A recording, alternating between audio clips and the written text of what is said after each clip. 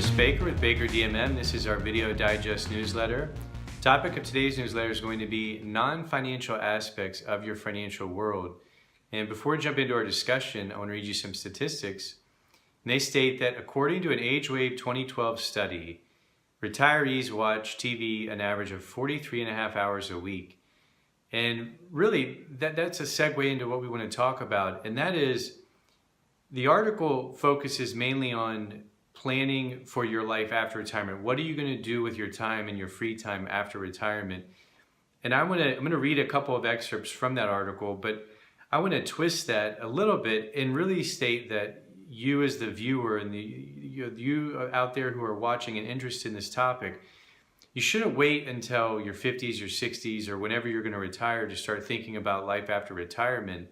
And that goes for financial advisors and CPAs and anyone who's working with individuals and their finances and helping them get ready for retirement.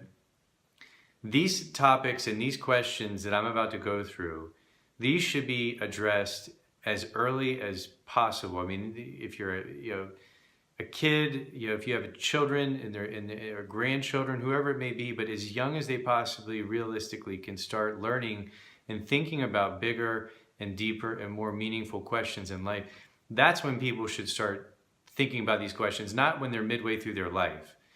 And as I start reading these are pretty profound, fairly and almost kind of basic elementary questions people should be asking themselves as they progress throughout their life. And the reason why we want to identify and address these questions early on, the solution to this problem that we're discussing, is that you want to be able to identify these early, because the more that you're engaged with life, the more that you're invested in life, the more that you're invested in all the different areas and components of your life, the more balanced you are, the more centered you are.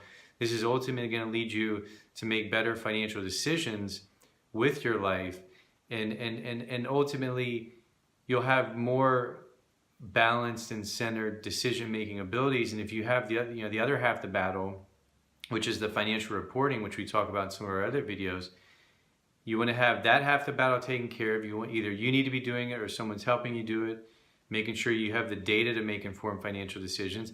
And then the other half, that is the lifestyle, being balanced and centered and having purpose and mission and passion and love in your life. And when you combine those are going to allow you to make better financial decisions, which ultimately will help you improve your bottom line, your financial position in life, which is going to give you the greatest ability to have the best retirement that you possibly can have. Because the only reason why anybody's doing any of this is because you work throughout your life, and ultimately we get to an age where usually we stop working, for most of us. And then you're relying on the money that you've saved as retirement income. And then if you don't have any of that income saved, as assets to draw upon, well, then you're going to get help from the government. And most of us probably know that really we shouldn't be relying on the government as our main primary source of retirement income. Typically, it's usually not going to be nearly enough to sustain or at least even maintain the lifestyle that you're used to. So here's some of the questions in the article that they discuss. And one of them, they say the keys to a great retirement include clarity of purpose, well-being, connectedness, giving back, and pursuing one's passions. And I think that's wonderful, and that should be addressed in retirement. But as I mentioned earlier, why in the world wouldn't anybody start addressing these as early as they possibly can in their life? Why live 20, 30, 40, 50, 60, 70 years and not be identifying and addressing these, and waiting until you're at the tail end of your life to start living this kind of life? Again, clarity of purpose. Everybody should have a purpose, a mission, a drive, a passion in life. Well-being, spiritual well-being, financial well-being, physical well-being, mental well-being. All these different things people should be constantly working on and improving your well-being in all the different components and areas of your life, whether it's with your family, your friends, your relationship, your partner. Connectedness, being engaged. Another way to say connectedness, being in the present moment, being engaged with your day-to-day life. It doesn't matter if you're going to the gas station, the grocery store, your job, going out with your wife, your girlfriend, your boyfriend, your husband, whoever it is. Be engaged in life, noticing the small things, being in tune with your surroundings. If you really pay attention, I mean, just the very fact that we're here, it's a magical experience. Giving back, you know, if you're watching this video, if you're able to watch this video, you're very fortunate because you have a technological device, you have an internet connection, and you have the ability to see and to hear and to watch this video.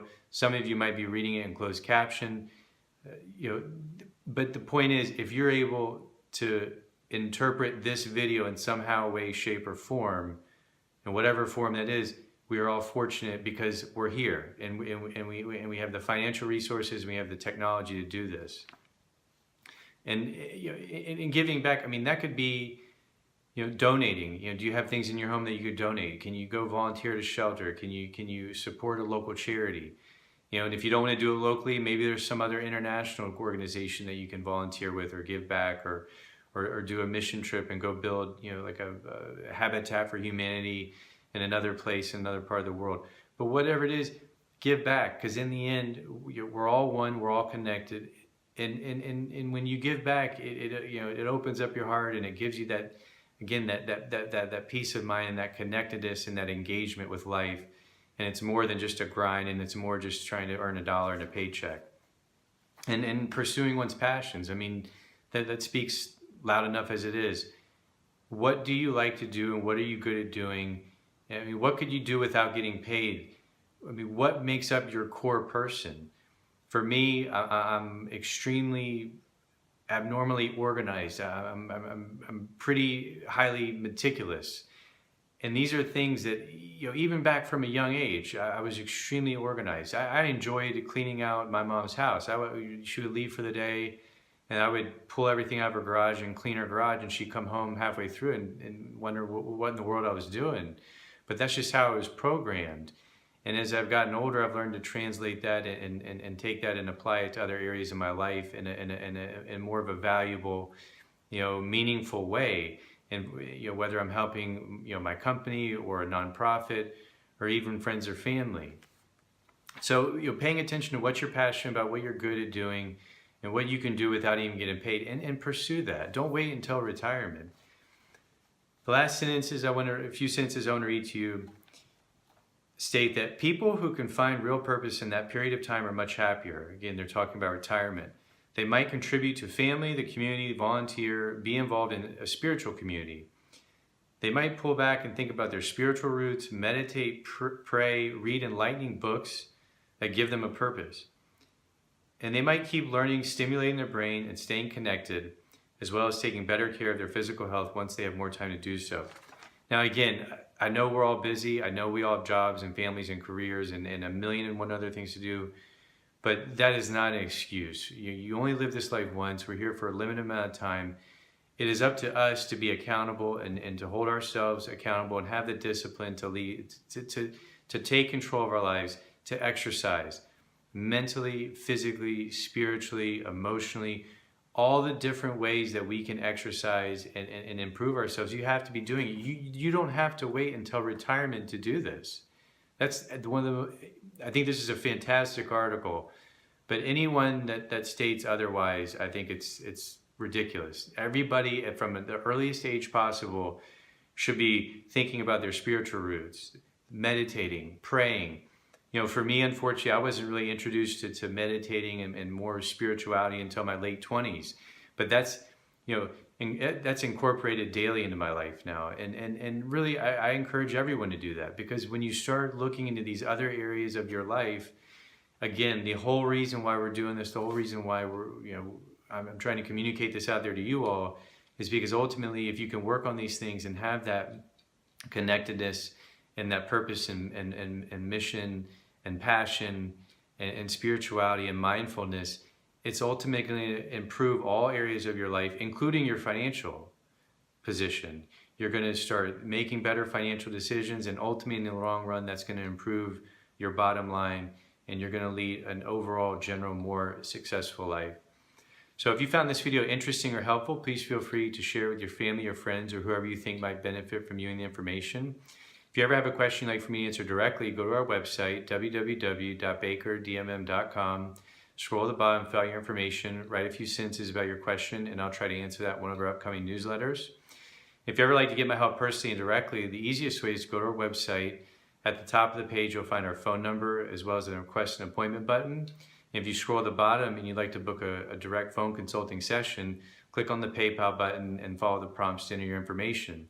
And with all these options, I'll be in touch with you in 24 to 40 hours to schedule and confirm our appointment. And until then, I will talk to you all soon.